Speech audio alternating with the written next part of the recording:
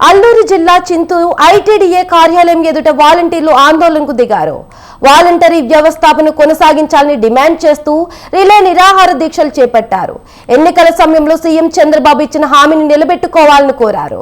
కూటమి ప్రభుత్వం ఏర్పడి 7 నెలలవుతున్నా చంద్రబాబు కానీ పవన్ కళ్యాణ్ కానీ వాలంటీర్ల ఊసై ఎత్తడం లేదని మండిపడ్డారు.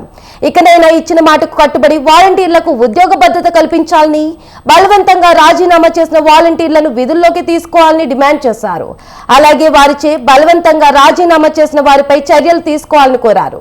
లేదంటే ఈ ఉద్యమం ఇంతటితో ఆగదని, ఏపీ వ్యాప్తంగా ఆందోళనలు కొనసాగుతాయని హెచ్చరించారు.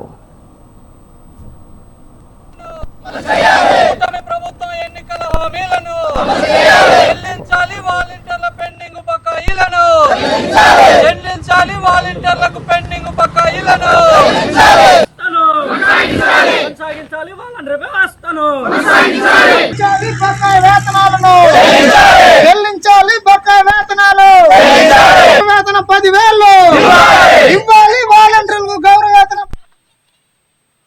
కూటమి ప్రభుత్వం గత ప్రభుత్వంలో 5,000 రూపాయలు వేతనం ఇచ్చి మిమ్మల్ని శ్రమదోపిడీ చేసింది. మేము అధికారంలోకి రాగానే మీకు వేతనాలు పెంచుతాం, గౌరవ వేతనం 10,000 రూపాయలు ఇస్తాము, అదేవిధంగా మిమ్మల్ని కొనసాగిస్తాము, ఉద్యోగ భద్రత కల్పిస్తామని చెప్పి ఎన్నికల సందర్భంగా స్వయాన ఇప్పుడున్నటువంటి ముఖ్యమంత్రి గారే హామీ ఇచ్చినటువంటి పరిస్థితి ఉంది.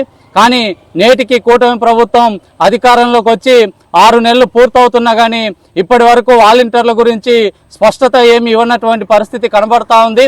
ఈ ఏజెన్సీ ప్రాంతంలో దాదాపు 99% మంది గిరిజన యువకులు కుటుంబాన్ని పోషించుకోవడం కోసం ఉన్నత చదువులు చదివినప్పటికీ అతి తక్కువ వేతనాలతోటి ఈరోజు వాలంటీర్ వ్యవస్థలో కొనసాగుతూ ఉన్నారు.